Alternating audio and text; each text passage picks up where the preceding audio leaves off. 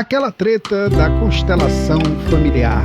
Então vamos lá, gente. Deixa eu fazer uma introdução breve da nossa treta de hoje. Melhor. Recentemente, nas redes sociais, uma moça causou um frisson muito grande na comunidade autista por falar que o autismo acontece por conta de um assassinato no sistema familiar. E aí, o Lucas disse que já chegou, já pode começar, chegou o mais importante. E as pessoas ficaram muito revoltadas. Eu mesma me senti incomodada, acredito que não pela questão dela falar do assassinato do sistema, mas porque quando eu fui olhar... Até porque isso é uma bobagem, né? Até porque... o trabalho dela... Até porque isso é estupidez pura.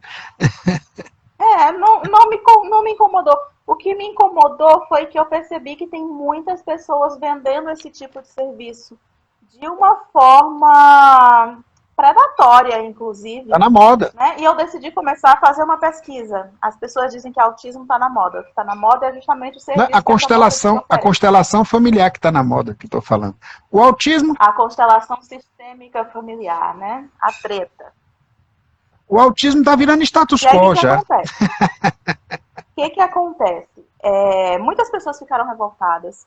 Ela disse que não iria dar nenhum passo para trás, que não iria mudar. Dá licença que o meu gato quer aparecer na live. Ela disse que não iria retirar nenhuma palavra do que ela disse, e pelo contrário, ela iria fazer uma live e iria explicar melhor, inclusive, e eu acredito que essa live serviu para que fosse angariar muitos clientes para essa moça. E foi isso que me deixou mais ofendida, mais irritada com essa situação toda. Algumas pessoas da comunidade, inclusive, prestaram queixa no Ministério Público contra ela, tá tendo vários processos. Inclusive, acredito eu que do Instituto Lagarta Vira Culpa também, da Andrea Werner. E eu decidi pesquisar, né? Porque o que seria da minha vida se eu não pudesse pesquisar? E aí comecei a fazer minhas pesquisas e comecei a jogar minhas pesquisas para o Alexandre. E a gente viu... Você ativou meu hiperfoco. Que chegou essa tal de constelação familiar, que inclusive está sendo utilizada no judiciário para mediar questões para que não sejam iniciados processos na vara de família. E eu fiquei assustada com o tamanho disso. A gente ficou chocado, ficou bem enojado. Eu acredito que eu posso dizer que você ficou enojado também com essa situação. E porque quanto mais a gente precisava, mais pedia. Hoje eu cheguei no livro do Bert Hellinger, né, que é o criador desse troço. Eu, inclusive, entrei aqui na página da Wikipédia dele. Vou até entrar de novo aqui para não falar de cabeça. Aqui o microfone está aqui embaixo, peraí. É melhor botar Deixa eu só ver se o meu som melhora. Melhorou? Ficou perfeito agora. Pronto. Foi o gato que derrubou o microfone. Então, o Bert Hellinger, ele é um cara que era seminarista quando era jovem, né, e que serviu, ele morava na Itália, ele é alemão, morou na Itália com a família, e foi criado numa família católica, terminou se tornando seminarista, e posteriormente entrou no exército nazista, né? Ele foi soldado do exército nazista. Vamos só contextuar as pessoas rapidinho de uma coisa, Alexandre. O Bert Hellinger, ele é o senhor, tá? Que escreveu os livros. Ele é o senhor que descobriu as tais leis da constelação familiar. Não, ele inventou esse troço. Eu tenho vontade de xingar, então eu chamo de senhor. Ele inventou esse troço, né? Ele era um padre. Depois dele na verdade, ele foi capturado, né? E fugiu do campo. Ele foi capturado pelos aliados. Ele passou, isso. E aí ele foi pro seminário quando saiu, né? Fugiu e se tornou padre, né? Ele já era envolvido com religião, mas aí ele se tornou padre e aí foi padre, eu acho que durante uns 40 anos da vida dele. Né? E passou umas décadas na África morando ele com foi as tribos Zulus, né? Ele foi evangelizar os Zulus e lá deram um psicodélico para ele, um enteógeno lá. Tem alguns textos que pressupõem isso e tem outros que afirmam isso. Né, que ele tomou algum psicodélico lá pela África, algum, sei lá, suco de baobá alucinógeno, e aí ele voltou de lá, ele largou a batina, foi uma experiência transformadora para ele, esse tempo na África, daí ele largou a batina e voltou, e começou a trabalhar com família, como terapeuta, né, e usando essa ideia que ele teria descoberto, que é o dos campos, né, tem um nomezinho que ele dá, Campos... Campo morfoenergético. Não, campo da sabedoria, alguma coisa do campo tipo. Morfogenético. O morfogenético, ele vem com outro. Tem um outro cara depois, que é um discípulo dele, que tem até um livro. Eu esqueci o nome do livro. Ele não falava de campo morfogenético? Mas, na verdade, era campo da sabedoria ou campo do saber. E é interessante, eu fiquei fascinada por esse campo, porque assim, sabe que eu tive uma revolta a minha vida inteira, porque eu lia e eu via nos livros, e eles se comunicaram com o olhar. E eu nunca suportei sequer olhar para as pessoas, quem dirá me comunicar com o olhar, eu tinha inveja disso. Aí eu fui ler sobre o Bert Hellinger e ele falou desse campo da sabedoria. Eu disse, será que esse campo tem a ver com se comunicar com o olhar? Será que eles dão a senha do Wi-Fi desse campo na hora da constelação? Eu já vi também essa metáfora do Wi-Fi, que quando você se aproxima lá do campo, né, que você vai representar parentes de outras pessoas, porque se usa também elementos do psicodrama da gestalterapia. Ele chegou a estudar gestalterapia, ele chegou a ir para Viena estudar psicanálise, entendeu? Lá ele se envolveu com a psicanálise junguiana, né? E ele fez assim, dessas viagens que ele fez, ele criou todo uma estrutura, um cabedal lá um quadro de referência, vamos dizer assim, né? Para poder iniciar a constelação familiar. Mas assim, o que é engraçado é que essas coisas, é importante colocar o nosso ponto de vista, né, Karine? Porque normalmente os vídeos que eu vi denunciando a constelação familiar como pseudociência, eles são produzidos por pessoas céticas, né? Pessoas ateias, pessoas que não acreditam em nada. E eu acho super legal, eles são vídeos baseados em artigos científicos, pessoas que desistiram da constelação familiar e que deram depoimento, pessoas que passaram pelo processo e isso foi prejudicial para elas e que vão lá dar depoimento, todas elas convenientemente, sem mostrar o rosto, porque elas dizem que há a possibilidade delas sofrerem retaliações de vários tipos, né, de destruição de reputação, esse tipo de coisa, né? Inclusive pessoas que tiveram ligadas e que ganhavam dinheiro como terapeutas e tal, e que agora estão se afastando porque perceberam que existe essa coisa interna, essa pressão interna. Mas eu e você não somos ateus, né, Karine? E o que me chocou mais foi que no conteúdo que eu fui pesquisar, eu vi muita coisa a respeito do espiritismo sobre isso. Eu sou espírita. Sim. E eu fiquei relativamente assustada, inclusive várias pessoas que eu acompanhava, né, escancaradamente falando a favor da constelação familiar. E assim, quando eu fui pesquisar a história da vida do Bert Hellinger, quando eu fui pesquisar sobre o que ele fala que são as 3 leis do amor, que seriam essas leis que regem a constelação familiar, eu fiquei presa nesse conceito científico de lei, porque eu fiquei pensando, que lei? Que lei é essa que você simplesmente diz que existe? Marido, saia do meu espelho, por favor. E você simplesmente diz, essa lei existe, mas eu não posso te provar que ela existe, você precisa de fé. E eu disse, nossa, que lei? E aí eu fiquei muito frustrada, porque eu fui pesquisar, a gente percebe, por toda a história dele, que ele pegou várias teorias em voga da psicologia e algumas da psiquiatria que estava nascendo, e ele fez um grande Frankenstein. E uma pessoa, inclusive do movimento espírita, disse que ele teria recebido essas leis de forma iluminada. E me deixou muito frustrada, porque eu não consigo discernir como é que você não se decide se você está falando de ciência ou se você está falando de religião. Para mim, as duas coisas, quando você vai falar, principalmente do que estão propondo, que é a saúde pública, que é você resolver os problemas das pessoas em função disso, porque para mim, psicologia e saúde mental é uma questão de saúde pública.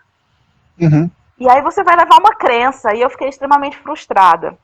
Em um dos vídeos que eu assisti, inclusive, pessoalmente, o Bert Hellinger foi comparado ao Allan Kardec. Ixi, Maria. E ele foi o cara que criou o espiritismo, que criou o kardecismo. E o Moro é a reencarnação do Emmanuel. Bert Hellinger, ele tá no mesmo nível de sabedoria que o Allan Kardec. E eu fiquei chocada. Eu disse, gente, isso tá perdendo perdeu o formato, ficou estranho, ficou muito esquisito, eu fiquei muito frustrada. Não, primeiro, não consta que Allan Kardec vivesse do espiritismo ou que ele tivesse recebido qualquer dinheiro pelo trabalho dele como coligindo, né, aquela obra, aquela a codificação espírita, né, aqueles 5 livros principais.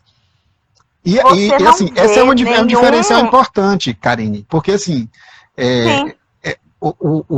o quadro aqui tem uma coisa que é muito enfatizada nos grupos espíritas que eu frequentei, que era assim, dai de graça aquilo que de graça recebeste, que é uma citação bíblica, né? E que recebe muita ênfase na obra do Allan Kardec e na maneira como o espiritismo se constituiu no Brasil.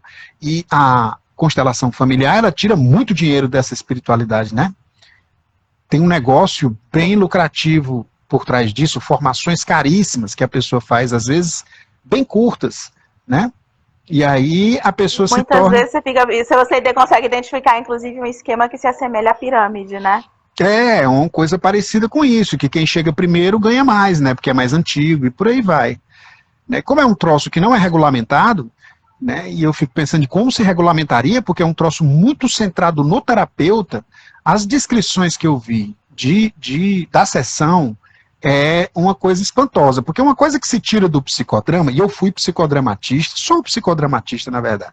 Eu tenho uma técnica... A primeira sessão que eu vi, eu disse, nossa, isso parece um psicodrama. E aí, ele começou a direcionar de uma forma, começou a direcionar de uma forma, e quando ele começou a descrever as questões desse campo morfogenergético, desse campo de sabedoria, eu disse, como assim? É psicodrama ou é Jung? Eu tô confusa, é Jung, é Freud? Jung, né? Mas assim... O que é isso aí de que estão fazendo? O Moreno também falava de coisas intangíveis, né? Ele falava, por exemplo, do co-inconsciente, que era como se fosse assim, uma espécie de memória RAM do grupo, né? Um inconsciente que se formava ali com aquele grupo. E ele continha conteúdos daquele grupo. E tinha a ver com a interação das pessoas, verbal e não verbal, e que ia formando digamos assim, uma espécie de pool de conhecimento, né? Um grupo, uma biblioteca comum de conhecimento, consciente e inconsciente das pessoas umas em relação às outras e todas em relação ao grupo. Mas só que no psicodrama, quando você vai atuar, quando você tem um momento em que você se deixa tomar pelo papel, né? Todos, e com o diretor, digamos assim, um passo atrás na lucidez da trama, mas ele faz um direcionamento, mas depois há um momento de processamento e de integração, onde as pessoas sentam e elas vão tentar ali integrar todas elas juntas o que aconteceu. E o terapeuta, ele não fecha a questão, entendeu? Ele não pode ser o cara que diz, olha, foi assim, é assim. Se for assim, é um mau psicodrama. Né? Se o indivíduo chegar e for centrado nele, tem que ser centrado no drama. Né? E vamos descrever rapidinho como é que funciona a sessão para as pessoas poderem entender do que a gente Conta que falando. Você viu mais, você viu mais coisa que Você chega numa sessão de constelação familiar, pelo menos as que eu assisti foram assim, inclusive eu assisti algumas aulas práticas de cursos, né? Para entender como funcionava. Você foi longe, eu não tive estômago, cara. Eu fui. Não tive estômago. Eu passei 2 dias mergulhada nisso. Eu queria entender, eu queria muito entender. Eu queria entender o que leva as pessoas a gastarem um dinheiro que elas não têm numa coisa que precisa de fé. Porque se precisa de fé, você não tem a mesma fé em casa? Esse sempre foi o meu questionamento. Eu lembro que no início do diagnóstico da Mari, a gente passou por profissionais de homeopatia. E aí a medicação homeopática era cara. E eu lembro que uma vez, tem até uma amiga minha com quem eu conversei isso aqui. E eu falei, olha, eu não vou comprar. E ela, mas por quê? Porque precisa de fé. E eu não acredito nessa fé que precisa de uma coisa cara. Fé por fé, eu tenho fé no meu chazinho em casa. Então a gente vai tomar um chazinho toda noite. Porque eu tenho fé. Eu acho que quando você mistura fé e comércio, você sempre tem aquele problema dos vendilhões do templo. Posso estar sendo rígida? Posso estar sendo rígida. Mas me dou esse direito. Então eu fui assistir os vídeos. O que acontece é o seguinte, você chega e tem o terapeuta, que é a pessoa que vai direcionar tudo. Você vai dizer o que é que você quer resolver. Eu vi assistir um vídeo de uma mulher que dizia que essa foi o que me deixou mais chocado. Ela foi o vídeo da OAB. E aí o cara que estava lá coordenando... Só de você falar OAB aí que eu fico mais chocado ainda. Da OAB de Minas Gerais, está no canal da OAB. Inclusive eu compartilhei trechos desse vídeo, as pessoas ficaram chocadas. Meu Deus. E aí o cara que era advogado, e ele disse que ele tinha sido uma das pessoas que tinha introduzido a constelação, junto com um juiz lá no interior da Bahia, que eu tenho sentimentos negativos por esse juiz. Espera aí que eu preciso guardar. Eu vi uma entrevista desse cara. A moça chegou e falou, olha, eu acompanho uma mediação, é um menor infrator e tem essa relação com a mãe e eu queria constelar. E aí o que me deixou confusa, o menor infrator não tá lá. A mãe do menor infrator não tá lá. Ela vai constelar o quê? Não, mas é o que ele falou, não tem problema que não tem ninguém aqui. Peraí, só um momento. Família, fecha a porta aí da sala de TV, por favor. Obrigada. E família com CID tem dessas coisas, né? É verdade. E aí o cara pegou o menor infrator. Ele disse, você vai fazer o seguinte, você, uma terceira pessoa, você vai escolher uma pessoa para representar esse rapaz. Você vai escolher uma pessoa para representar a mãe desse rapaz. E você não vai dizer nada, você simplesmente vai pegar na mão dessas pessoas, olhar nos olhos dela e o campo vai fazer tudo. Aí foi nessa hora que eu pensei, como assim? Quando ela olha, ela passa a senha do Wi-Fi, aí baixa da nuvem. Posso estar sendo debochada? Posso estar sendo debochada, mas foi o que eu pensei. Tá? Talvez porque eu não tenha um bom domínio da linguagem não verbal. Não é por isso, não. Mas eu me senti incomodada com isso. Eu me senti muito incomodada. Não é por isso, não. Veja só, quando uma pessoa olha no olho da outra... para as pessoas e lendo pessoas. Existe uma técnica no psicodrama que foi desenvolvida pelo meu querido professor Dalmiro Bustos, de Buenos Aires, que consiste numa pessoa olhar no olho da outra durante um bom tempo, uma meia hora. Eu fiz esse teste, não é fácil de fazer, ele é muito invasivo. As pessoas frequentemente veem os sentimentos mais confusos, porque as pessoas estão ali se sentindo expostas, entende? E elas estão ali também, quer dizer, as duas, na verdade, ficam numa fragilidade que é solitária. É a tua própria exposição que começa a trazer essa questão. Conteúdo à tona. O que eu quero dizer, deixa eu te dizer isso. Olhar nas pessoas, mas o que eu quero te dizer, um minuto. Não, mas o que eu quero te dizer é que essa troca de olhar, ela produz sentimentos, e esses sentimentos não tem nada a ver com campo morfogenético nenhum, tem a ver com o que um olhar no seu olhar faz com você, especialmente com uma pessoa estranha que você nunca viu. E aí surgem comportamentos que não são habituais. Aí você pega esses comportamentos e interpreta, porque pelo que eu entendi, você me confirma aí se eu estiver errado, o terapeuta é quem dá todas as interpretações das circunstâncias. Sim. E aí isso ele pediu, olha, você vai olhar... Isso é muito complicado. Vai pegar... Você vai olhar, vai pegar na mão da pessoa, não vai dizer nada e vai colocar a pessoa na posição. Por isso aqui tem o termo constelação na tradução. Sim. E aí a moça chegou o rapaz, colocou lá na posição, pegou a mãe do rapaz. E depois ele pediu que ela escolhesse o pai do rapaz. E eu acho que flopou, né, o processo lá dele, porque o rapaz dizia, eu não sinto nada. Quem foi escolhido para representar Aí ele interpreta isso, né? Ele interpreta isso, você não sente nada por algum motivo. E aí ele começou a interpretar, ele é muito jovem, é por isso, ele tá anestesiado. Esse aí não era bom, não. Esse aí não era bom, não. Mas essa foi a que me deixou mais revoltada, porque estava num ambiente legal, é a OAB. O cara que é bom, entendeu? Ele vê um negócio desse, você não tá sentindo nada por um motivo. A pessoa que você tá representando... Mas aí vem a coisa. É emocionalmente distante. Você precisa escolher outra pessoa. E aí ela foi lá e escolheu outra pessoa. Ele foi no ouvido da outra pessoa e disse, eu vou dizer quem você vai representar. Você vai ficar em silêncio. Você não vai contar quem você vai representar, vai ser no final. E aí a mulher ficou olhando para o rapaz e ela dizia, eu tô com taquicardia. Eu não consigo olhar para ele. E no final das contas, essa moça eram os delitos que esse rapaz tinha cometido.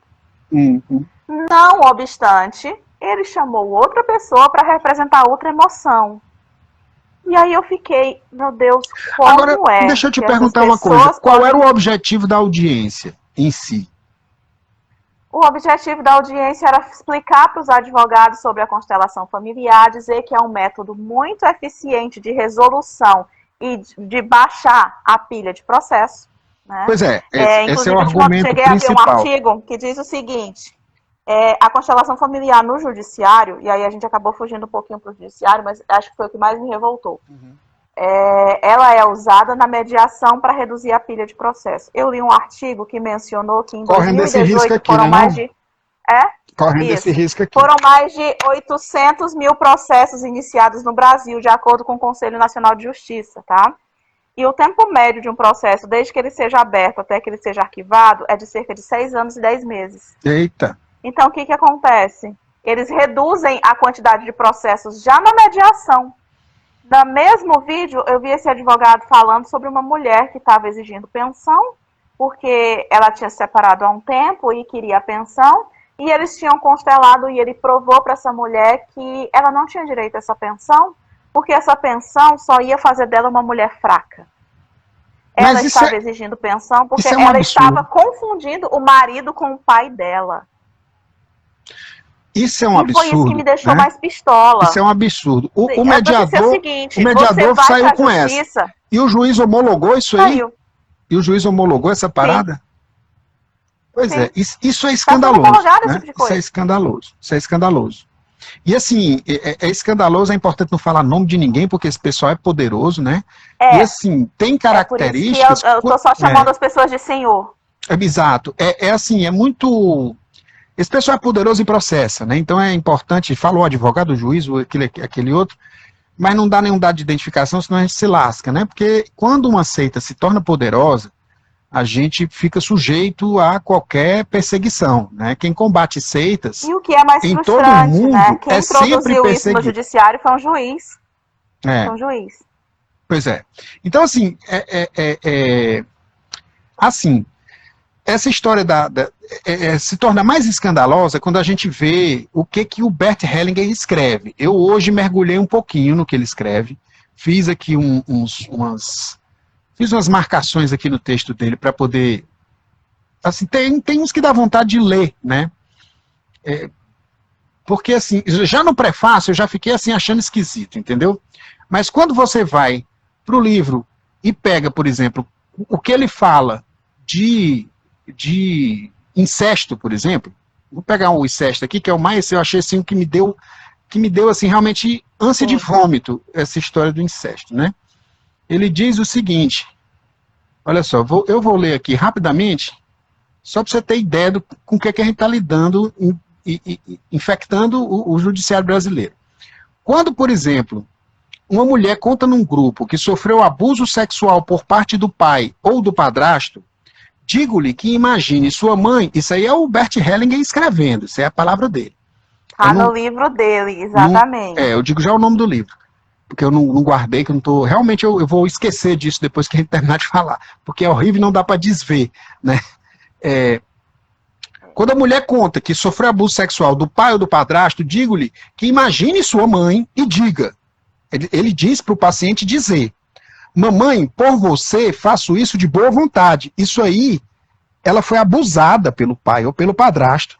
E o terapeuta pede para ela dizer: mamãe, faço isso por você de boa vontade. De repente surge um novo contexto. E digo-lhe que imagine seu pai e diga: papai, pela mamãe, faço isso de boa vontade. Então, ele está colocando a criança, o adulto, no caso agora, né? Mas a criança que sofreu abuso, como sendo uma pessoa que aceita aquela circunstância. Porque, segundo ele, você tem que honrar o estuprador, de modo a seguir com a sua vida. Entendeu? Porque se você for processar o estuprador, se ele sofrer alguma condição legal, aí ele diz isso textualmente. Ele fala aqui, ó. A criança é inibida em seu desenvolvimento porque, através da experiência sexual, seria excessivo falar, neste caso, de consumação sexual, no caso do estupro. Nasce um vínculo entre a menina e o autor do abuso. Nasce um vínculo. Seria excessivo. A criança não poderá ter mais tarde nenhum parceiro novo se não reconhecer e honrar o seu primeiro vínculo. Isso se torna difícil para... Olha só, isso se torna difícil para a criança quando essa experiência é condenada e seu autor é perseguido. Quando, porém, a criança assume essa primeira experiência e esse primeiro vínculo, ela os integra numa nova relação, superando e resolvendo a primeira experiência. A atitude de indignação ao lidar com esse assunto impede a solução e prejudica a vítima. Ou seja, se o cara for... Olha só, do ponto de vista sistêmico... Cadê?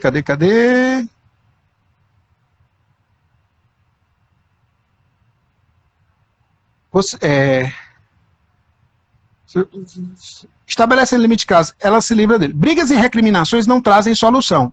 Solução é um termo de duplo sentido. A solução consiste sempre em soltar-se de algo. Na briga não existe solução porque ela prende. Ou seja, você tem que trabalhar com isso, dar ao autor do abuso um lugar no seu coração. Porra, cara. A pessoa pode até me acusar de estar tirando... Olha, pode a pessoa até me acusar de estar tirando as coisas do contexto. Mas o cara está dizendo o seguinte, olha, a pessoa que está conversando com ele, certo? Porque esse livro é uma série de diálogos com ele. A pessoa se chama Dagmar. E ela diz assim, onde jamais encontra o amor é no domínio da pornografia infantil. O Hellinger responde, esse tipo de objeção lhe tira a possibilidade de compreender. Aí ela diz, agora eu não entendi isso. Deve-se contar com amor como pressuposto em qualquer situação. Posso vivenciar algo como muito mal sem condenar ninguém. Quando a vítima se retira de tudo e deixa com os perpetradores a culpa e as consequências de suas ações, e quando faz disso algo de bom para si, o que está em suas mãos, então o que passou é deixado para trás. Entretanto, quando sobrevém qualquer emoção do tipo, agora precisamos entregar o autor à justiça, fecha-se para a vítima o caminho da solução. Um terapeuta que se permite tal emoção prejudica muito o cliente.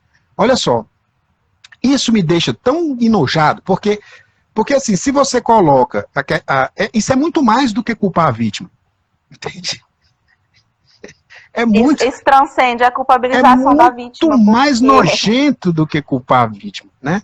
E aí as coisas vão. Ele fala, por exemplo, que a homossexualidade é a tendência de uma pessoa assumir uma feminilidade que foi tirada da família. Uma menina que morreu, uma mãe que perdeu a filha, que abortou uma pessoa do sexo feminino. E mesmo que o homossexual não saiba, alguém na família dele perdeu uma menina. Eu não conheço nenhuma menina, nenhuma família que em algum ponto dela não tenha acontecido um aborto, tá? Isso se ele tivesse... Que hoje 50% das gravidezes, principalmente no primeiro trimestre, elas terminam em aborto. Isso se ele tivesse acesso às informações da família, mas ele disse que não quer saber, que ele vai tirar todas essas informações do campo morfogenético. Aí você pode vir com a objeção, eu fui numa dessas terapias e a coisa aconteceu espontaneamente. Mas como é que essas coisas acontecem? Porque quando você reúne um grupo, e quando você faz um aquecimento de grupo, eu que sou psicodramatista, sei disso, e trabalho com hipnose também, e eu sei que numa situação de aquecimento, você está hipnotizando as pessoas. As pessoas estão recebendo consignas e sugestões. Quando eu estou passando a vista num grupo, eu estou fazendo uma leitura fria do grupo. Né? Só que, no meu caso, de uma maneira explícita, aberta. No caso de qualquer terapia que visa dar aquele sentido sobrenatural a essa situação, o que ele está fazendo? Ele faz a leitura a frio e ele entrega a situação como se ele tivesse tirado aquilo da profundeza da situação, das profundezas do inconsciente. E de fato, ele estava só analisando a situação. Né? Teve uma circunstância que eu vi, relatada no vídeo, né, que um camarada disse que ficou numa posição... Ele teve vontade de deitar no chão, foi convidado para fazer um papel que ele mesmo não sabia qual era, e lá ele olhou assim, disse que estava cansado, estava com preguiça, deitou-se no chão. O terapeuta disse que ele era um feto abortado, parecia um feto abortado, e ela disse, puxa, eu fiz um aborto. Né? Então, até a cara que ela fez quando o cara deitou, é possível você fazer uma leitura fria, soltar uma dessas... eu fiz um aborto, ele diria, tua mãe fez, tua tia fez, tua avó fez, como era que ela ia dizer que não fez? Pois é. Ele podia dizer isso. Se não fosse ela que cometeu um aborto, tinha sido uma tia-avó. Se ela não tivesse dito, ele ia dizer, olha, fulana, a da quinta geração da sua família fez um aborto. Mas o fato é que quando ele diz, quando ele diz... Você está emaranhada com essa situação. Quando ele diz assim, tem um aborto nessa história, e ela diz, eu fiz um aborto, aí pra ela, imediatamente, o cara tirou aquilo do campo sobrenatural, ele tirou aquilo do campo morfogenético, sei lá qual a explicação escafalobética, né, quântica, que ele vai dar nessa história, né? Então veja que tem um campo já propício a você buscar a interpretação. Quem vai lá teve uma indicação de pessoas que viveram situações parecidas, então tudo vai apontando para essa situação de sugestão. Né? Então é desonesto tirar proveito disso, sem falar o que realmente está acontecendo.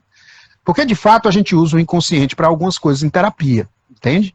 Não é uma coisa totalmente esquadrinhada pela ciência. Eu acho que terapia é um troço meio artístico também. Né? E eu sou espiritualista. O Lucas está dizendo aqui que já tem prova o suficiente. Vamos prender todo mundo. Vai tentar, porque quem vai preso é tu. Comentários. Tem juiz, tem promotor, tem muita gente pesada nessa história, entendeu? Pesada em vários sentidos, né? Mas aí, veja... Vários sentidos, em vários níveis, em níveis que a gente nem concebe. Quando você vê uma criança, um cara que abusou de uma criança, entendeu? A criança ter a responsabilidade de perdoar esse agressor. E caso o agressor seja punido, a criança pode ter até, tem outro texto lá que ele fala que a criança pode até cometer suicídio, a pessoa que foi abusada, se o agressor for punido. Você está colocando o macho adulto branco naquela circunstância de isenção total de responsabilidade. A mãe faltou com E ele não coloca isso só na questão do abuso, né? Ele coloca também em relação à família. Quando família ele descreve as 3 leis do amor, e assim, a família, ele descreve essas leis como o seguinte, a relação do pai e da mãe, a presença do pai na família, ela não é questionada, ela não é alterada, e os filhos, eles não têm o direito, em momento nenhum, de exigir nada do pai ou de querer nada do pai. Inclusive, eu vi um vídeo que um advogado disse que o filho pedir pensão para o pai, tá? Isso vai contra essa lei do amor. Ele está indo contra a lei. Pois é, mas assim, atrás da lei do amor... eu lá dentro da minha alma. Atrás da lei do amor, né? Atrás da lei do amor tem a Constituição e tem um Código Civil brasileiro, né, cara? E tem as leis que regulam as relações de família. E é isso que eles têm que olhar, porque eles são operadores da lei. Eles não estão ali fazendo macumba, entendeu? Eles não têm esse direito. Aí, assim, e do ponto de vista, inclusive, terapêutico, eu não tenho o direito de decidir por você. Que esse macumba aí foi um deboche por conta do material que a gente leu, tá? Pra gente não ficar parecendo não, eu não tenho tem algum problema com as religiões de matriz africana. Tem um momento em que o advogado fala, gente, o seguinte, olha, isso aqui é uma lei do espírito, não é espírito de macumba, de nada, é um espírito além. Então, assim, esse uso do macumba aí foi deboche, tá? É importante a gente dizer isso. Eu tô brincando assim, não é uma coisa sobrenatural, não é algo sobrenatural. Entendeu?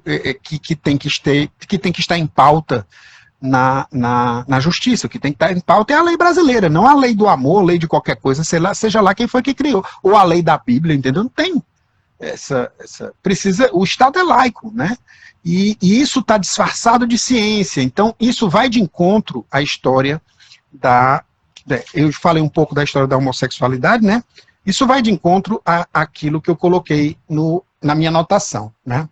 Que é o parentesco com os interesses da extrema-direita. A gente sabe que existem cultos operando.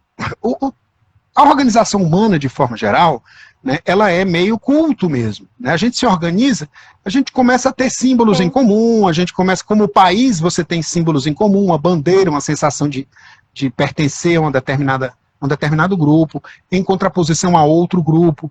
Né? Então, vou fazer piada de português, por exemplo, é uma forma de você tirar a diferença, né? Até um pouco de forra por causa da colonização. A gente tem um pouco desse sempre, em qualquer grupamento humano. Mas quando um culto se torna abusivo, né, ele termina sendo muito centrado na figura do líder. E numa situação microclimática, é o constelador esse líder.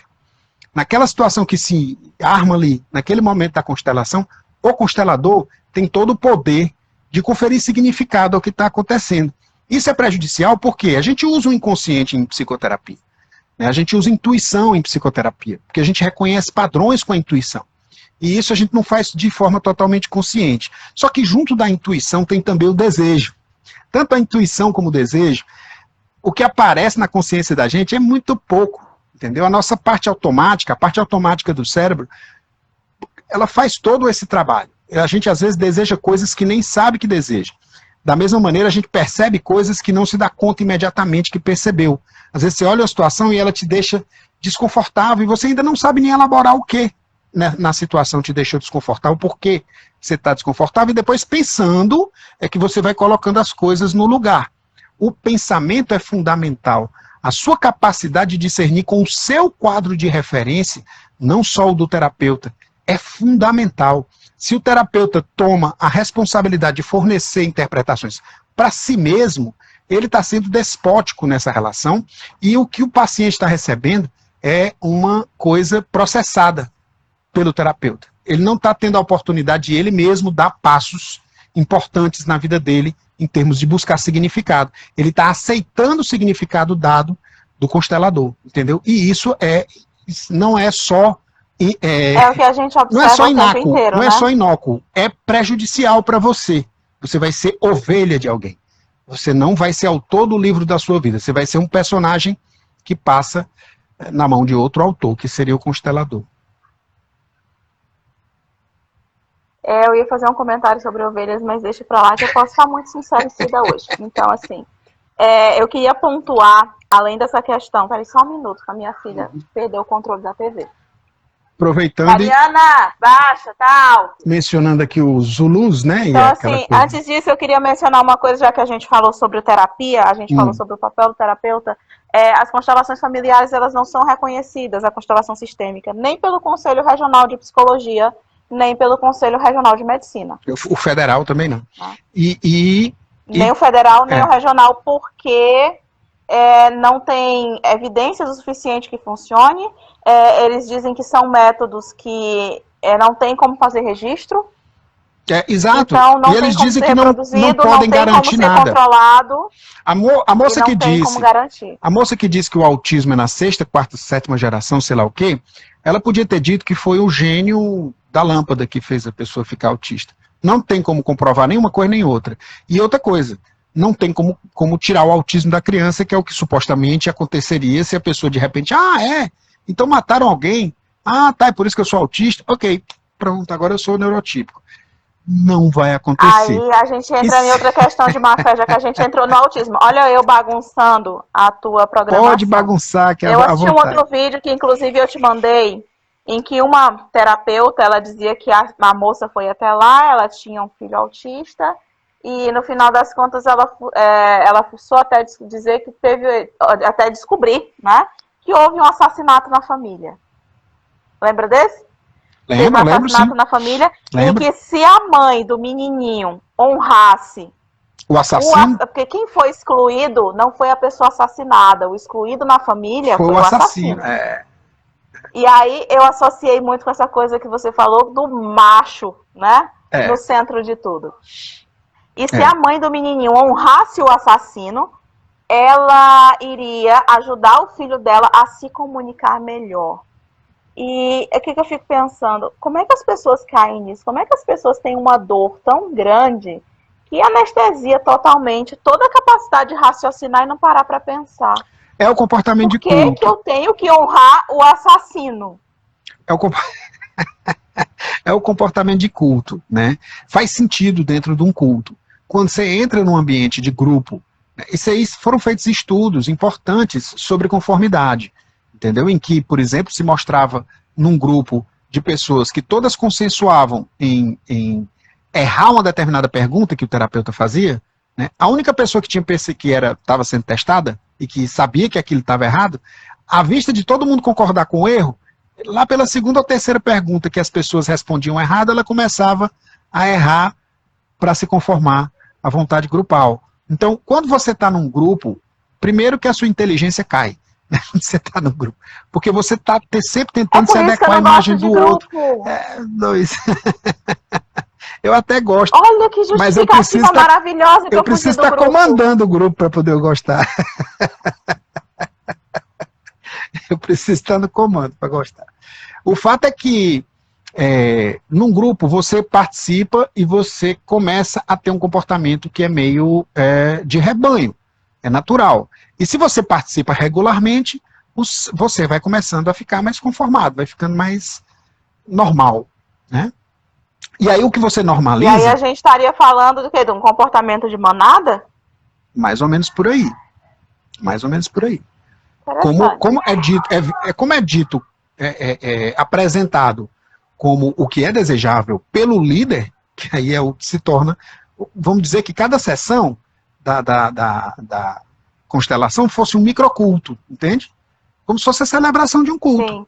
E que ao longo do tempo, quando as pessoas vão se envolvendo, vão ganhando dinheiro com isso, vão trazendo as pessoas para dentro, vira um cultozão, mesmo cultão.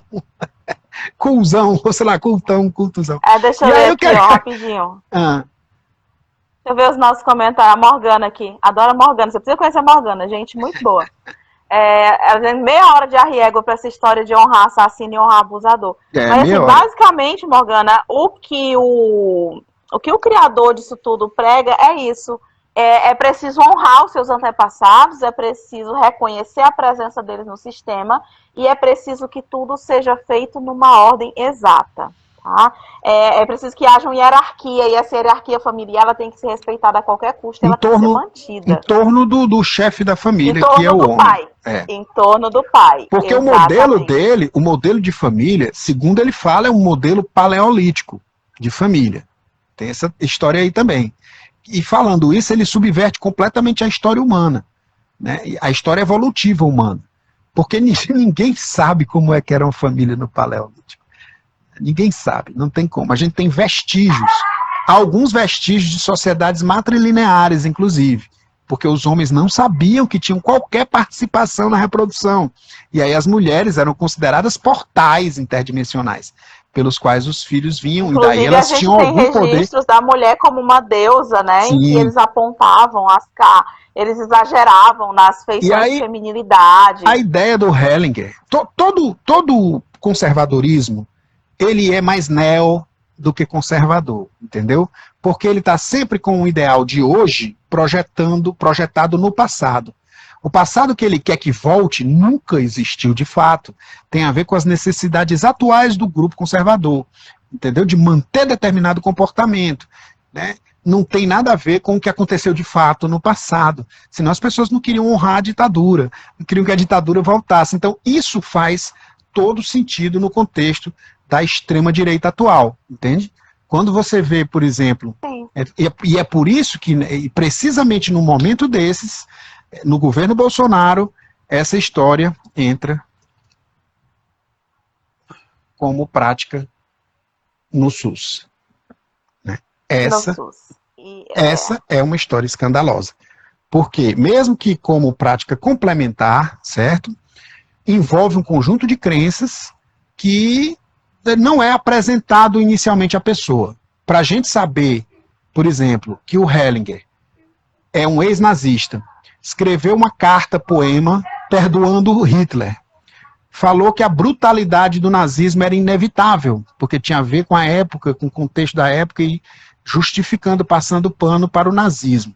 Passa pano para o macho adulto branco no comando, inclusive o abusador, né? Passa pano para o cara que sonega, como é que chama? Pensão alimentícia para filho e para esposa, entendeu? Você coloca o homem na posição de isento completo de qualquer erro que cometa, entendeu? E a mulher como o veículo de toda a maldade do mundo, numa espécie de recriação do mito bíblico. E você ainda coloca o homem num patamar de que ele deve ser servido na família, né? Isso, ele é o alicerce da família, ele é o norte da família e ele tem que ser servido, e tudo que ele decide ali, independente de fazer mal ou não, ele está fazendo por amor e para manter a estrutura da família. E aí você vê que se o homossexualismo para ele é doença, é uma coisa que já não é considerada doença pela psiquiatria científica desde os anos 60, né? E que em muitos meios reacionários você tem terapias de conversão que tentam tirar o indivíduo da homossexualidade, ensiná-lo a ser heterossexual, contrariando a sua própria natureza. E se o sujeito se recusa a participar disso, isso também vai ter outra interpretação, mas o fato é que uma família, para ele, É papai, mamãe e filhinho. Entende? Então, tem vários valores embutidos aí, uma ideologia embutida aí, né? Tem todo um conjunto de crenças que não são apresentadas à pessoa que está sendo constelada. Entende? Na situação que está sendo apresentada ali, esses valores ficam só embutidos nessa história. Você tem que fazer perguntas que, inclusive, vão se tornando incômodas, e aí é onde eu vi que o culto começa a se tornar abusivo. Teve uma moça que se formou, né, ela fez um mestrado e o trabalho dela foi o TCC, de conclusão de curso dela, de direito. Foi um trabalho de constelação familiar, e aí ela juntou toda uma bibliografia e tudo mais, e ela começou a perceber que aquele troço era meio estranho. Né? E foi questionar, ela namorava um cara que era psicólogo, o cara parece que deu uma bibliografia para ela puxou assunto com a orientadora dela, como se deve fazer, né? Na universidade. Chamou a orientadora e disse, olha, o que você tem a dizer em relação a essa bibliografia aqui? Né? Eu queria fazer umas perguntas aqui que eu achei complicado. Esses artigos que você me deu para citar, né? Ela pegou os artigos e viu que um artigo era citação do outro, era um troço assim que era o mesmo conteúdo que virava 3 artigos, que é uma trapaça muito comum em revistas que não checam isso, quer dizer, uma revista pouco conceituada, que foi publicada esses artigos, né? Não era uma Nature da vida, por exemplo, e aí a professora dela deu a seguinte resposta, olha, eu escolho não olhar para isso que você quer me mostrar, mas se você escolhe ir por esse caminho, você vai sofrer muito. Aí a gente vê o comportamento clássico de culto, né? É o comportamento clássico de culto que diz assim, se você sair do culto, algo muito ruim vai acontecer com você. Se você deixar o grupo, a sua vida vai desandar, você vai para o inferno, vai acontecer um acidente na sua vida. Ela falou, não foi específica. Eu já te disse que tu precisa me deixar fazer a revisão bibliográfica desse teu trabalho. De cultos, né? Eu estou muito interessada nisso. Eu vou lhe usar então, porque eu quase não tenho debatedor sobre isso. A Fátima não tem muito interesse nesse assunto. Né? E ela morre de medo também dessas coisas, porque o mundo está muito perigoso, né? E a gente está falando aqui do judiciário, e se um cara desse se sentir incomodado, a sorte é que a gente tem pouca gente olhando para nós. Se fosse assim, um Felipe Neto fazendo isso, antes disso eles vão atrás da Bibi Baila. A gente é peixe pequeno. Tem gente muito pequeno. Inclusive, o canal dela, ela fala muito sobre isso. Ela entrevistou várias pessoas, ela pesquisou muito. Tem um psicólogo também, muito bacana. Né? Aquela da física, né? Aquela moça aquela moça é espetacular, cara. Ela traz as pessoas ela traz confissões de uma ex-consteladora. É espetacular aquele canal dela. Foi dele que eu tirei esse relato aí da orientadora. Mas aí veja, numa circunstância como essa, a pessoa não tem como sair. E a discussão, quer dizer, ela sai, mas ela sofre um prejuízo. Essa menina ficou no ostracismo, porque ela passou a frequentar uma comunidade que passou a repudiá-la. Toda vida que ela queria puxar um assunto a esse respeito, ela era afastada. De modo que, por quê? Porque essas são verdades incômodas. Se alguém chega na comunidade questionando algumas coisas que não podem ser questionadas... Deixa eu só fechar ali a porta do corredor, senão o aspirador vai fazer barulho aqui. Peraí, rapidinho. Tá bom. Então, eu acho que a treta maior é essa. Eu vou esperar um pouquinho por ela também, senão eu perco um pouco minha linha de raciocínio. Se vocês tiverem alguma contribuição, alguma pergunta sobre o que a gente está falando, podem soltar aí. Eu fiz uma pesquisa durante essa semana, mas a pesquisa da Karine foi muito mais extensa que a minha. Mas se vocês tiverem alguma pergunta sobre isso, vão soltando aí que a gente vai respondendo no caminho. Mas eu até me perdi, Karine. O que é que você tem ainda para dizer sobre esse assunto? A gente estava mencionando, eu estava dizendo que assim, a gente é peixe pequeno porque a gente está tendo uma conversa informal e assim, no caso... Startada pela história do autismo, mexeu com os nossos, né? Mexeu com a nossa turma, aí tomou. No caso da moça chorando. Você viu a moça chorando? A moça dizendo assim... Sim. Perguntaram para ela nos lives, lá nos stories, sei lá, no live, e ela dizendo, autismo? Autismo é coisa de assassinato, não sei o quê, tinha que ver aquela menina bonitinha. Autismo é sempre sistêmico. Aí quando a negada foi lá, provavelmente o pessoal da neurodiversidade, eu vi sinal em vários cantos assim que eu frequento. A Morgana está perguntando qual é o nome da ex-consteladora. Não tem, Não ela posso, não dá não nomes. posso. A gente O não que pode fazer vocês vão isso. encontrar é um vídeo muito bom sobre as falácias da constelação familiar no judiciário. Coloca... E aí são 2 estudantes de mestrado que eles dão realmente nome aos dois. Esse é ótimo. Eles citam e esse vídeo é maravilhoso. Eles fizeram junto com ela, eles fizeram um trabalho. E Vai o mais nesse interessante, vídeo. eles foram tão ousados que eles levaram o trabalho para um congresso de direito. E eles deram realmente nome aos bois e eles questionaram as pessoas no judiciário que estão fazendo isso. Tá? O que é mais chocante é o seguinte, a constelação familiar no judiciário, ela foi começada por um juiz, tá, da Bahia. E Cuidado esse juiz ele pegou 60 casos. Cuidado para não dar muita... Eu não decorei o nome dele. Mas assim, você dizendo que é o cara da Bahia, sei lá o que, daqui a pouco ele diz, mas tudo tem a ver comigo. Ele pode usar isso aí. Melhor a gente... Ele foi na Eu não lembro se é na Bahia. Na minha cabeça era em Minas Gerais esse juiz. Foi na Bahia, foi no interior da Bahia. Foi não, cara. E aí ele pegou 60 casos. Foi no Piauí, criatura. Eu sou literal. Foi.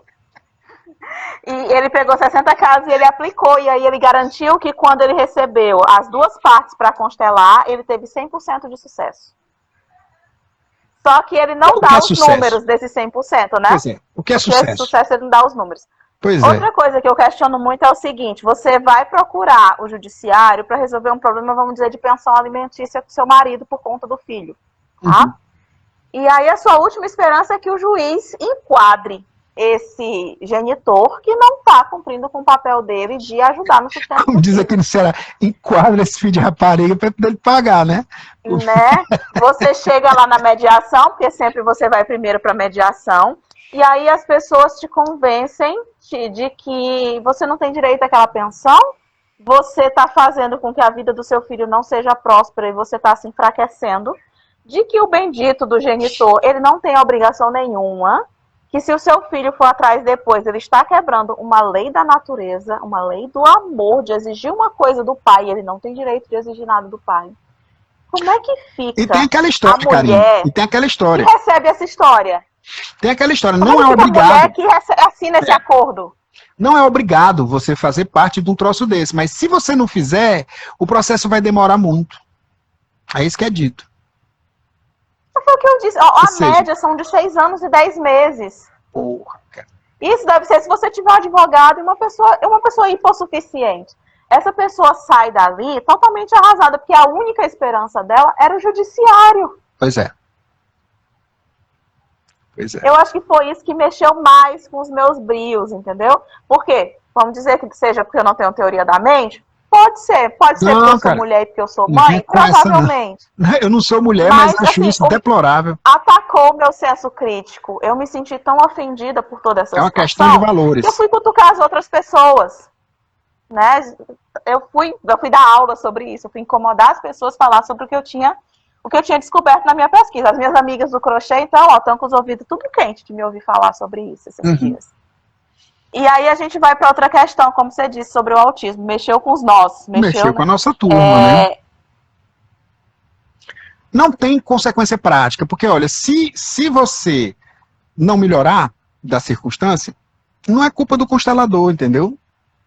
Aí qual a diferença disso do João de Deus? É culpa sua que você não teve fé o suficiente. Exato. Qual a diferença disso para o João de Deus? O João de Deus, por exemplo, ele dizia que a cura dependia do merecimento e do destino. Ou seja, não dependia dele. Ele era só o veículo, entendeu? Quando acontecia, aí ele levava o crédito. Aí, poder do João de Deus como é grande. Quando não acontecia, a culpa era do cidadão, que não tinha fé ou então não tinha merecimento. Ou seja, num culto, o líder do culto nunca está errado. Ele coloca as coisas de uma maneira ambígua, e olha só, essa ambiguidade, ela é característica das religiões, entendeu? Qualquer pessoa esclarecida, que é espiritual, entendeu? Ela sabe que não existe profundidade espiritual sem paradoxo, entendeu? Só que esse paradoxo tem um lugar, tem um contexto. Esse paradoxo... Até porque é nisso que se baseia o conceito de dogma, né? E toda religião precisa dos seus dogmas.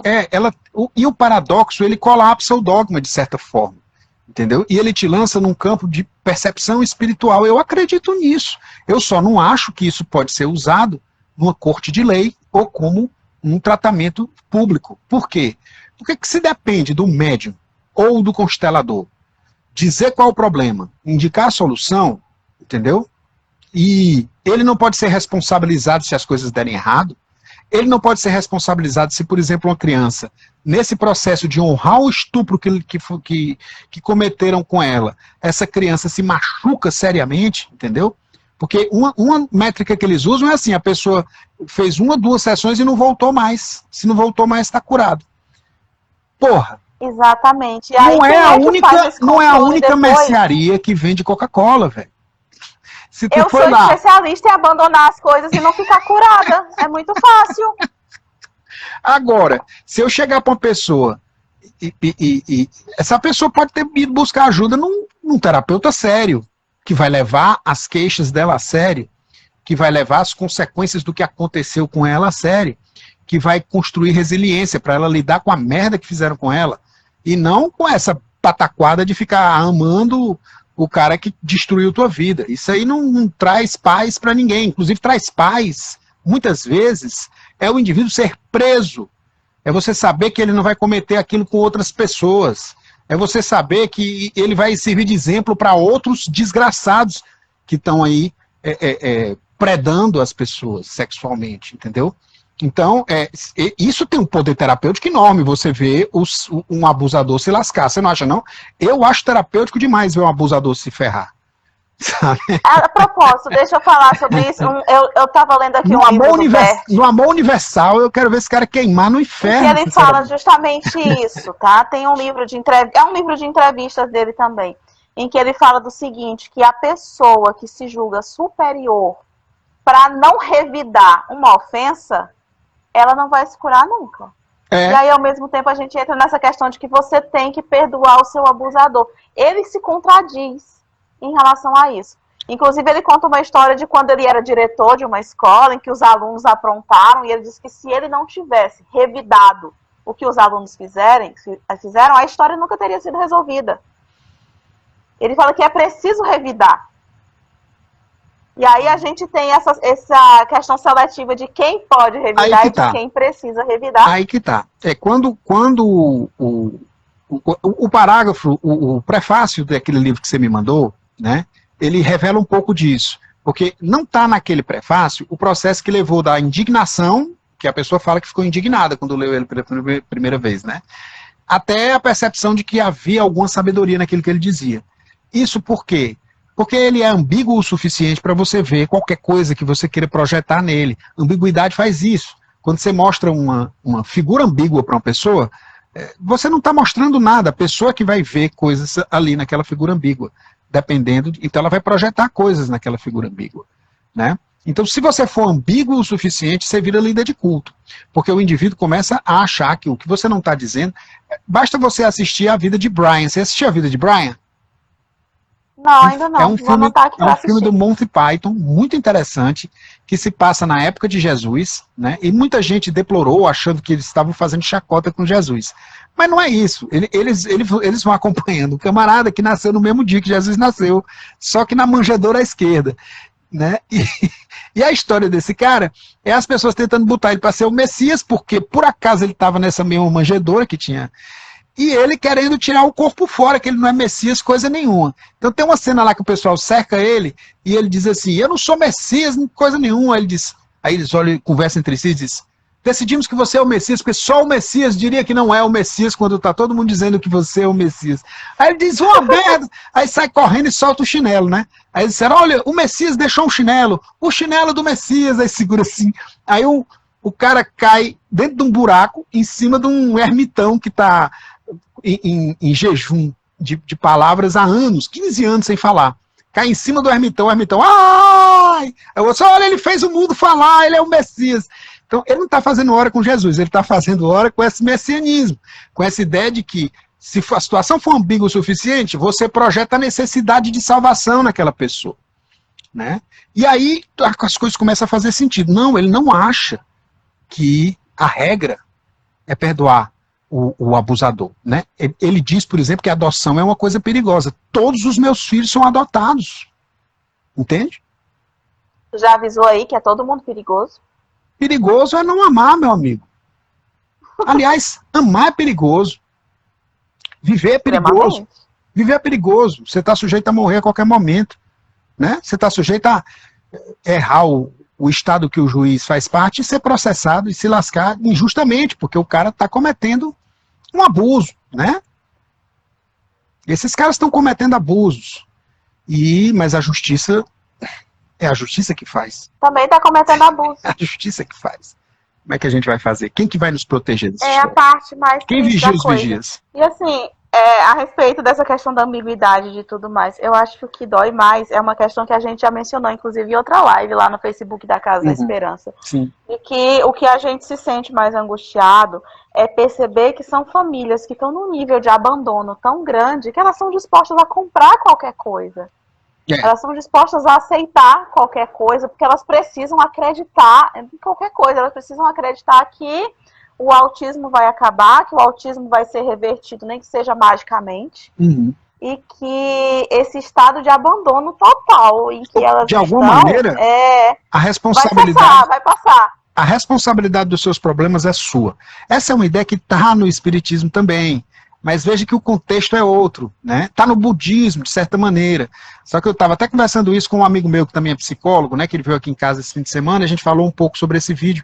E para ele, como para mim, antes de ser exposto a essa história através eu tenho que agradecer essa barbeira aí que falou da história do autismo, senão eu não tinha nem me atentado da existência desse troço. Eu sei que existe, mas para mim era só uma baboseira para rico gastar dinheiro. Um troço que não fazia muito sentido, eu não sabia que era tão venal, que era tão prejudicial, que podia machucar as pessoas de uma forma séria, né? Mas aí, assim, ele disse assim, cara... Eu também achei que era só uma questão menor, sabe? O budismo, o espiritismo também falam de assumir a responsabilidade, né?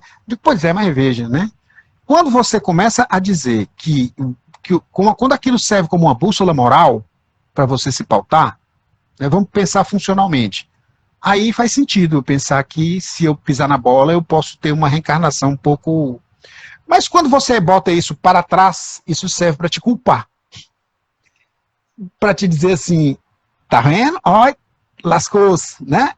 Ah, tu tá lascado assim, é porque Deus quis, porque tu fez merda na outra encarnação e agora o problema é teu.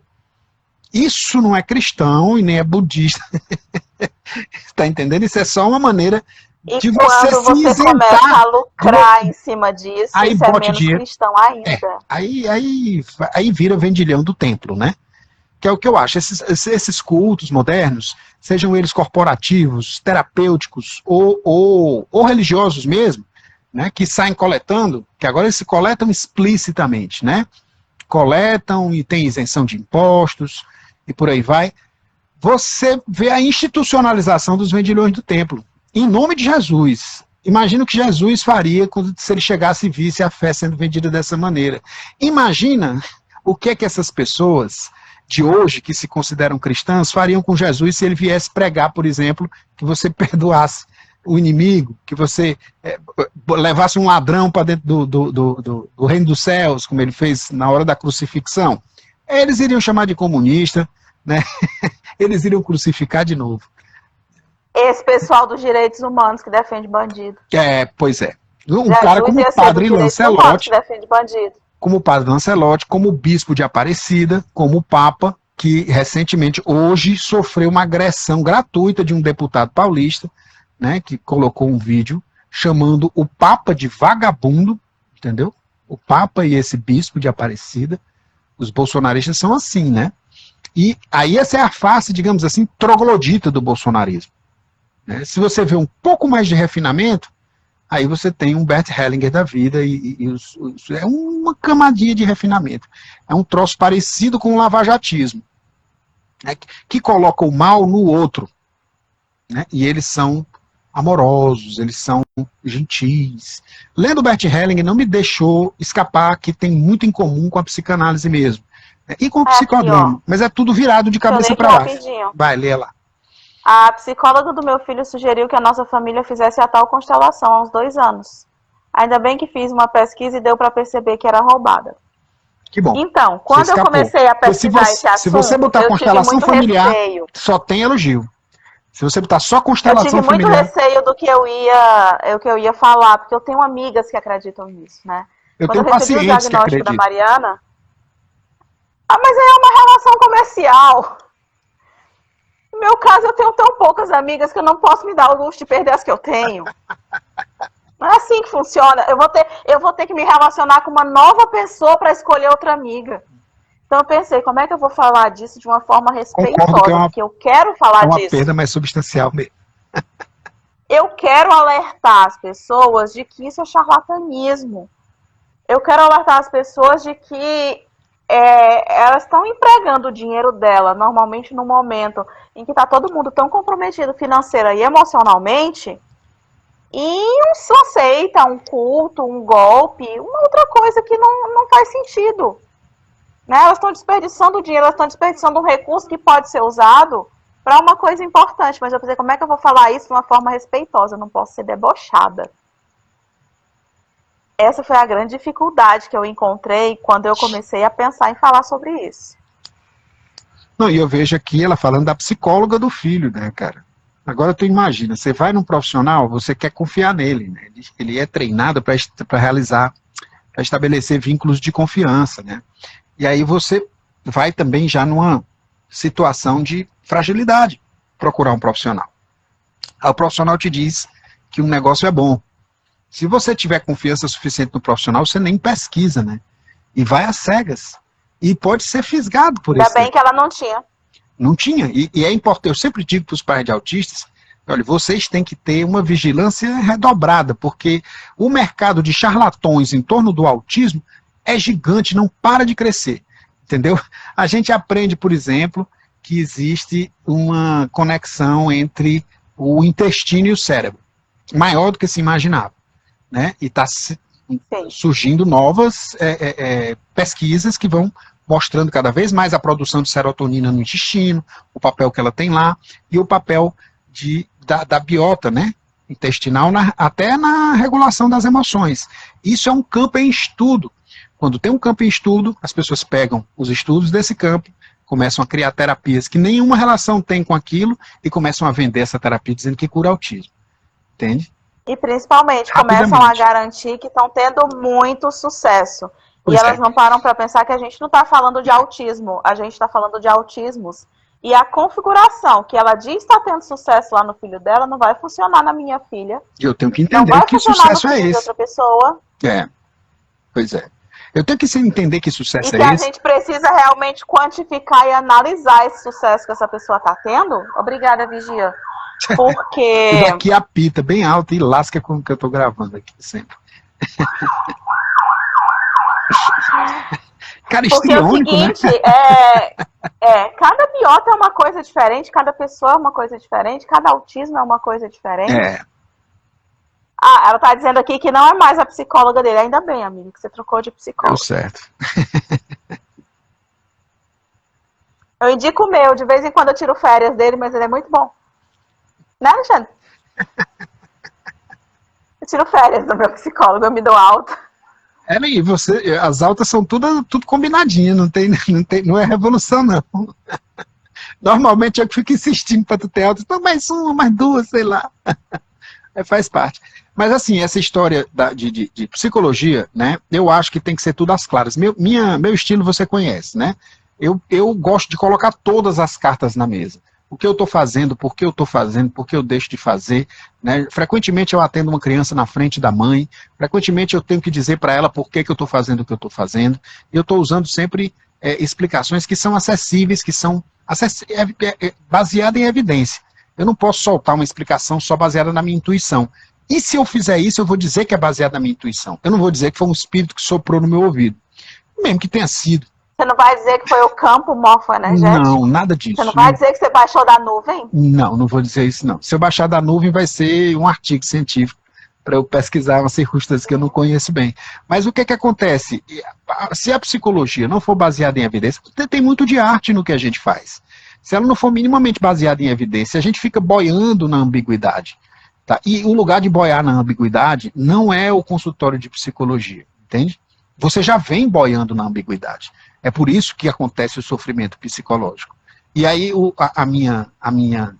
meu meu papel é transformar essa ambiguidade, ajudar você a transformar essa ambiguidade em significado. Significado sólido, palpável, verificável, para que você possa se sentir seguro do que você está acreditando. Né? E eu não vou modificar a sua crença, assim, fundamentalmente, a sua visão de mundo, a sua cosmovisão. Né? Agora, nós estamos, eu já tive paciente testemunho de Jeová, entendeu? Espírita, protestante de várias denominações, e eles continuam saindo da mesma religião. Ninguém muda de religião porque vai fazer terapia. A não ser que o terapeuta esteja ativamente interessado em vender suas crenças pessoais, né, ou usá-las para poder tirar o máximo proveito possível da relação terapêutica. Nós não estamos interessados em construir gente perfeita. Falamos, eram 7 tretas, né? A primeira treta era... A primeira treta era... Hoje quem estava TDAH era eu. Mas você estava muito movida, eu deixei você seguir sem o roteiro, porque você estava precisando dizer essas coisas. Aquela treta com o autismo foi a primeira. A segunda foi culpabilização da vítima. A terceira foi macho adulto branco sempre no comando, parafraseando Caetano Veloso. Né? A treta da homossexualidade, a gente falou. A treta do parentesco com a extrema-direita, que a gente falou também. Né? A treta da sabedoria milenar, a gente não falou tanto, né? Que ela é prima da treta do minha terapia natural. Era aí que eu queria chegar. Pronto, manda bala nessa. Eu queria chegar muito nessa questão a indústria farmacêutica, a indústria da saúde não quer que você encontre essa cura. Hoje uma amiga, a Márcia, ela até te encaminhei as stories dela, que ela estava falando que ela recebeu o anúncio de um curso no Facebook. E logo de início eles diziam que a pessoa, você que tem filho autista precisa saber disso, porque a gente vai te contar tudo que a indústria farmacêutica e os médicos não querem que você saiba. E esse é o apelo principal desse tipo de golpe, esse é o apelo principal desse tipo de terapia, né? Chega a ser um critério. Chega a ser um critério para identificar a pseudociência. O sujeito dizer que a terapia dele é natural em contraposição à terapia da indústria farmacêutica ou do médico, entendeu? E que a terapia dele é milenar, é calcada numa sabedoria milenar. Quando, na maioria das vezes, é calcado numa sabedoria que tem poucas décadas, às vezes no máximo 100 anos. E aí você fala, é milenar. E às vezes as pessoas não se perguntam, se esse cara tem uma coisa milenar tão boa, porque custa milhares de reais. Por que ele está vendendo para mim e ele não está vendendo por bilhões para a indústria farmacêutica? Já que ela é predatória e quer dominar tudo? E tem isso. O que esse cara está fazendo de tão bom? Não que a indústria farmacêutica seja santinha. Não vou aqui também cair nesse conto. Né? Não é. A indústria farmacêutica, claro que ela não é. Ela quer ganhar dinheiro, é óbvio. Mas ela não ganharia dinheiro vendendo coisas que não funcionam. Vamos começar por aí, né? Por exemplo... Olá, Rodrigo! Deixa eu dizer oi pro Rodrigo. O Rodrigo é amigo do seu meu marido há muitos anos. Oi, Rodrigo. Pode falar. Pois terapia alternativa. Tem um falando aí, não sei como é que é o... Exatamente, é o Rodrigo. É o Rodrigo. O Rodrigo está falando isso, a gente escuta muito de terapia alternativa. É isso que a gente está falando. Quando você tem uma terapia alternativa, geralmente, você, por exemplo, florais, vamos dizer que medicina... Óleo essencial, já que é para tocar fogo na óleo essencial, medicina alternativa, medicina, como é que chama? Homeopática. Você pega reflexologia. Isso, quiropraxia. Tudo isso está entrando nas práticas do SUS. O SUS está pagando tudo isso. É legal, gente. Eu faço acupuntura de vez em quando, tá? Mas se você fizer um duplo cego placebo controlado, que é quando você tem um grupo que recebe acupuntura com as agulhazinhas tudo nos cantos certos, nos meridianos, e um grupo que recebe acupuntura com as agulhas em outros cantos que não tem nada a ver com os meridianos, entendeu? E você compara o resultado é igual, não tem margem significativa diferente entre um e outro. E viva o efeito placebo. Aí, não é científico. Agora, eu estou dizendo que o que não é científico não pode ser feito? Não. Claro que pode. Entendeu? A ciência, ela não é o único tipo de conhecimento. O efeito placebo, inclusive, é uma baita caixa preta, que cabe um bocado de charlatanismo dentro e cabe muita pesquisa científica para saber o que funciona e o que não funciona. Entendeu? Mas o fato é que determinadas coisas dependem muito da fé que você põe nelas. E essas coisas são todas placebo. Placebo é um troço importantíssimo. Ele responde por pelo menos 60%, 70% da eficácia de um medicamento da indústria farmacêutica, por exemplo. Entendeu? Então, não é uma coisa de se jogar fora. A treta disso é quando você começa a ganhar muito dinheiro às custas das pessoas vendendo efeito placebo. E outra coisa, quando você vai para as redes sociais... mas se você disser que é placebo, coisas como... eu digo que é placebo. Se eu fiz trabalhar com hipnose, por exemplo, entendeu? Eu tenho um cuidado enorme quando eu falo que trabalho com hipnose, porque o nego vem atrás de mim para fazer terapia de vidas passadas, e eu não trabalho com isso, né? Ou então para fazer uma regressão, para uma coisa da infância. Eu digo, olha, é muito fácil criar memória falsa com regressão. Eu tenho que jogar limpo, né? Porque hipnose também é um campo científico de pesquisa. Quando você está hipnotizado, você fica com, digamos assim, a parede entre consciência e inconsciência fica mole, passa muita coisa.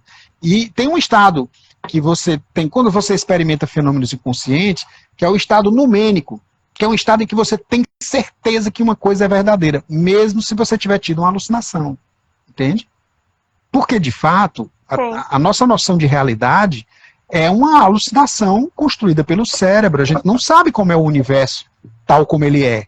A gente só sabe como é o universo tal como a gente o conhece. E à medida que a gente vai estudando os fenômenos, a gente vai criando. Calma, Morfeu, eu não escolhi a minha pílula ainda. Vamos voltar. Isso é demais para as pessoas, Morfeu.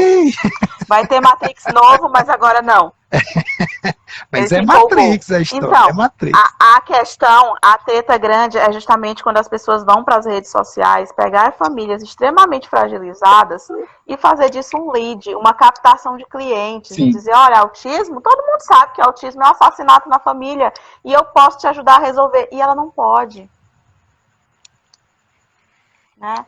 E o absurdo é a falta de ética de você estar na internet para promover esse tipo de informação e para captar clientes nesse momento. Porque a pessoa que vai procurar, a pessoa que tem um filho autista, que ela vai procurar esse tipo de solução milagrosa, ela está extremamente fragilizada. Está desesperada, né? Ela não sabe como lidar com aquele fenômeno, que é também um fenômeno natural. O autismo, ele sempre existiu. É um tipo de gente que sempre teve na humanidade. Aí você diz, mas por que agora tem esse boom de autista e tal? O velho Darwin consegue explicar direitinho isso aí.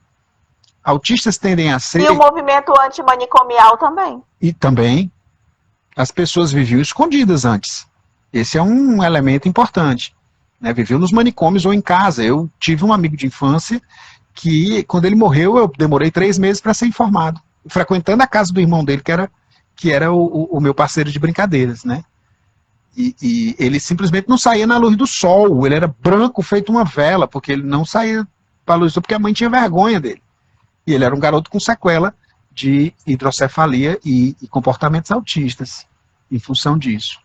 Né? Então, assim, eles estão saindo da luz do dia, esse é um fator. O outro fator é que autistas costumam ter uma mente mais sistemática.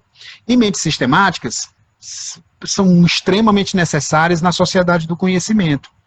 A partir da Revolução Industrial, nós passamos a precisar mais e mais de pessoas que pensam sistematicamente.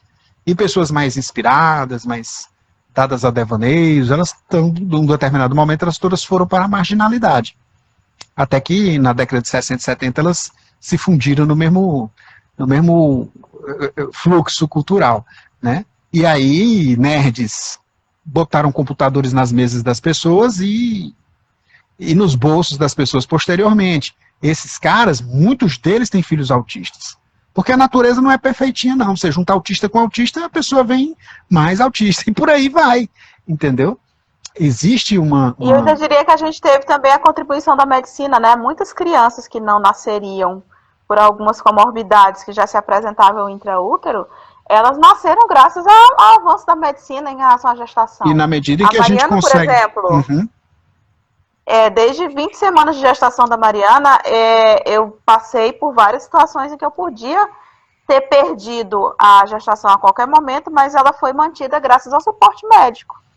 Sem falar que o tipo de apoio que a pessoa consegue quando ela tem intervenção precoce faz com que aquela pessoa tenha muito mais funcionalidade, mais possibilidade de participar da sociedade de alguma maneira.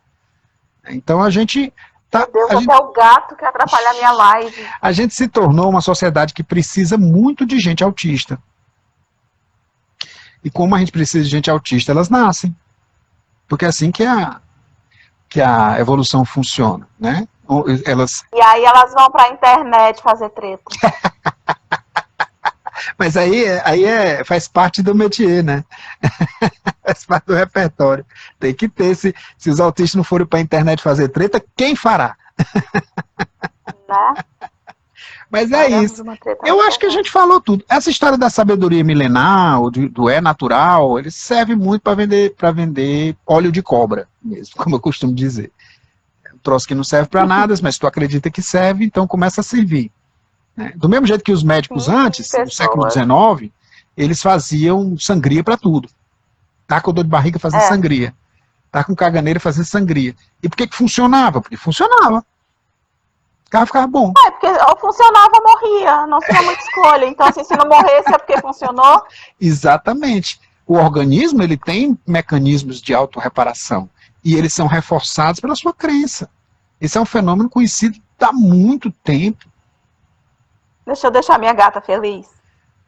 Olha que coisa linda, cara. É muito linda. Olha os olhos dela. Na internet. Ficou compondo legal. Assim. Enfim, a gente queria muito falar sobre isso. A gente hiperfocou nisso, pesquisou pra caramba. Ficou enojado com os livros do Bert. Eu realmente passei mal hoje de tarde. Até falei com você. Fico pensando... A gente queria pedir, por favor, para vocês não acreditarem. Não acreditarem nessas coisas, assim, que dizem tudo que a indústria farmacêutica não quer que você saiba, tudo que a medicina não quer que você saiba. Porque, sinceramente, se fosse viável, se existisse, acredito que a indústria farmacêutica estava te vendendo muito caro. Karine, a pessoa por trás da conta da Fundação Especial Diferente, eu não sei se é uma ou se é mulher, mas é gaiata, viu? Ela colocou assim, fico pensando no processo de extração do óleo de cobra. Vamos fazer uma entrevista para ver se ela topa um collab aí na administração da Fundação da Casa. A Stefânia disse, ir no banheiro e não levar a mão, e não lavar a mão depois, também é milenar. Pois é, né? Não tomar banho já foi uma tradição, tomar banho fazia mal. É verdade. Mulher, tá? A Fundação Próspera está dizendo mulher. Pra ter um humor maravilhoso desse, tinha que ser uma mulher. Tinha que ser mulher. Deixa Mas assim, defender.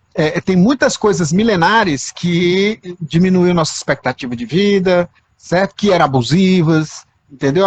Existe uma coisa chamada evolução cultural. A gente vai criando novas formas de se relacionar que são menos constrangedoras, são menos opressoras, entendeu? A gente vai criando novas maneiras de viver.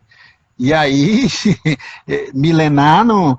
Tem muita gente que diz assim, vamos para a Índia, porque na Índia é tudo, sabe, é a capital mundial da espiritualidade. E também é a capital mundial do estupro coletivo.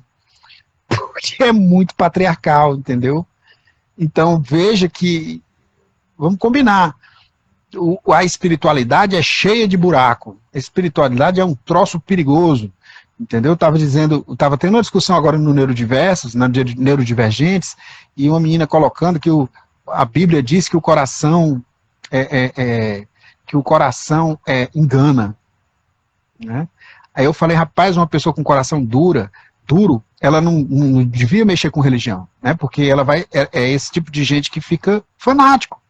Porque você pega o dogma, toma como verdade. Você pega uma coisa mitológica que devia te inspirar e você leva como fato. E aí você começa... Esse é o problema do conhecimento milenar, né?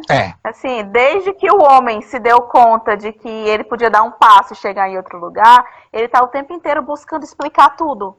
E nem sempre a explicação mítica, nem sempre o conhecimento milenar é a melhor explicação. É simplesmente a explicação que ele tinha ferramenta para elaborar naquele momento. Porque a própria consciência humana nasce da nossa necessidade de antecipar eventos. Nasceu evolutivamente da nossa capacidade de antecipar eventos.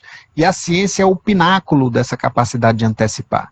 Porque ela antecipa de uma maneira mais exata, de uma maneira mais falseável, entendeu? De modo que uma pessoa do outro lado do planeta fazendo a mesma coisa nas mesmas circunstâncias, obtém um resultado igual ou semelhante.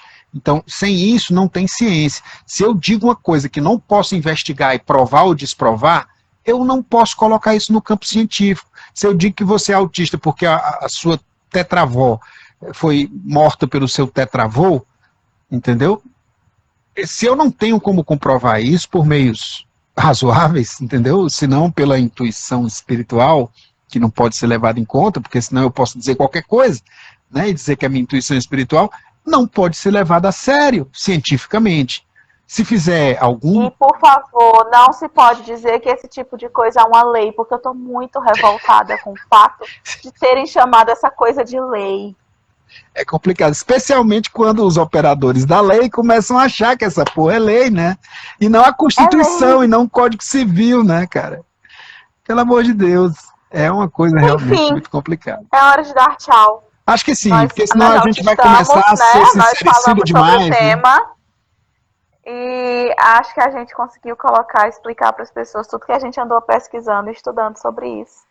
Eu espero que tenha sido, assim, de relevância para alguma pessoa. Se foi, eu já me sinto feliz, porque eu preciso dizer para vocês que eu me senti muito frustrada e muito irritada ao longo de toda essa pesquisa. E olha que eu amo pesquisar.